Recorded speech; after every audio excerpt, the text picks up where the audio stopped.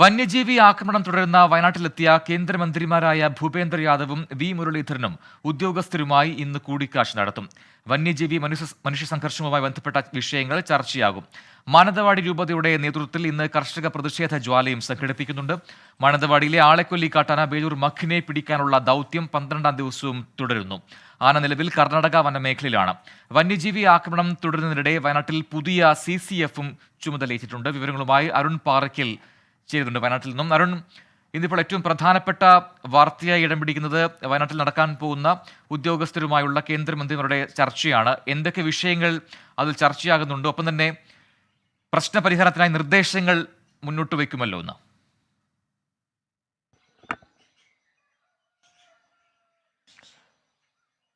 പ്രജിൻ, വയനാട്ടിൽ ഏറ്റവും പ്രധാനപ്പെട്ട കാര്യം 2 കേന്ദ്രമന്ത്രിമാർ ഇന്ന് ജില്ലയിലുണ്ട് എന്നുള്ളതാണ്. ഇന്നലെയും ഇന്നുമായി കേന്ദ്ര വനം പരിസ്ഥിതി മന്ത്രി ഭൂപേന്ദ്ര യാദവ് ജില്ലയിൽ തന്നെ താമസിക്കുന്നു. ക്യാമ്പ് ചെയ്ത പ്രവർത്തനങ്ങൾ വിലയിരുത്തുന്നു എന്നതാണ്. കഴിഞ്ഞ ദിവസം കൊല്ലപ്പെട്ട വന്യജീവി ആക്രമണങ്ങളിൽ കൊല്ലപ്പെട്ടവരുടെ വീടുകളിൽ ഈ കേന്ദ്ര വനം പരിസ്ഥിതി മന്ത്രി ഭൂപേന്ദ്ര യാദവ് സന്ദർശനം നടത്തിയിരുന്നു. അവരുടെ കുടുംബാംഗങ്ങളിൽ നിന്ന് അവരുടെ ആശങ്കകൾ കേട്ടിരുന്നു.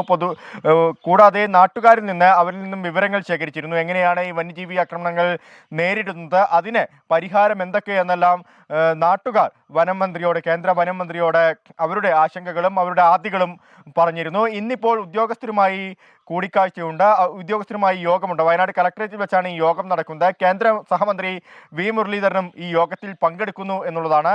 എന്തായാലും വയനാട് ജില്ലയിലെ ഈ ഒരു വന്യജീവി ആക്രമണം കേന്ദ്ര സർക്കാർ പ്രത്യേക പരിഗണന നൽകുന്നു എന്നതാണ് പ്രധാനപ്പെട്ട കാര്യം. മറ്റൊരു കാര്യം, ഈ ബേലൂർ മകൻ ഇപ്പോഴും കർണാടകത്തിലെ വനത്തിൽ തങ്ങുകയാണ്. നാഗർഹോള വനമേഖലയിലാണ് ഈ ആനയുള്ളത്. ആനയെ പിടികൂടുന്നതിനായി പ്രത്യേക ദൗത്യ സംഘം ഹൈദരാബാദിൽ നിന്നും എത്തിയിട്ടുണ്ട്. 4 അംഗ സംഘമാണ് എത്തിയിരിക്കുന്നത്. കൂടാതെ ഈ ഷാർപ്പ് ഷൂട്ടറായ നവാബ് അലിഖാനും ഈ സംഘത്തോടൊപ്പം ഉണ്ട്. ഇന്നു മുതൽ ദൗത്യ സംഘത്തോടൊപ്പം ജോയിൻ ചെയ്യും എന്നതാണ്.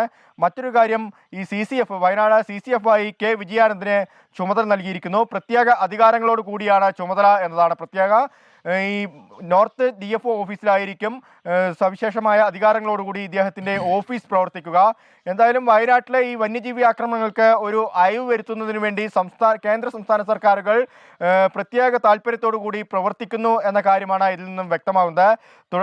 സംസ്ഥാനത്തെ 3 മന്ത്രിമാർ വയനാട് ജില്ലയിൽ എത്തിയിരുന്നു. ഈ കൊല്ലപ്പെട്ടവരുടെ കുടുംബങ്ങളിൽ സന്ദർശനം നടത്തിയിരുന്നു. കൂടാതെ കേന്ദ്ര വനം പരിസ്ഥിതി മന്ത്രിയും ഈ കൊല്ലപ്പെട്ടവരുടെ കുടുംബങ്ങളിൽ സന്ദർശനം നടത്തിയിരുന്നു. നാട്ടുകാരുടെ ആശങ്ക സർക്കാരുകൾക്ക് ബോധ്യപ്പെട്ടിരിക്കുന്നു. അതിനുവേണ്ടിയുള്ള പ്രത്യേക താല്പര്യം സർക്കാരുകൾ നടപ്പിലാക്കുന്നു എന്നതാണ് പ്രജിൻ. ശരി, അരുൺ പാറയ്ക്കലാണ് വിശദാംശങ്ങൾ നൽകിയത്.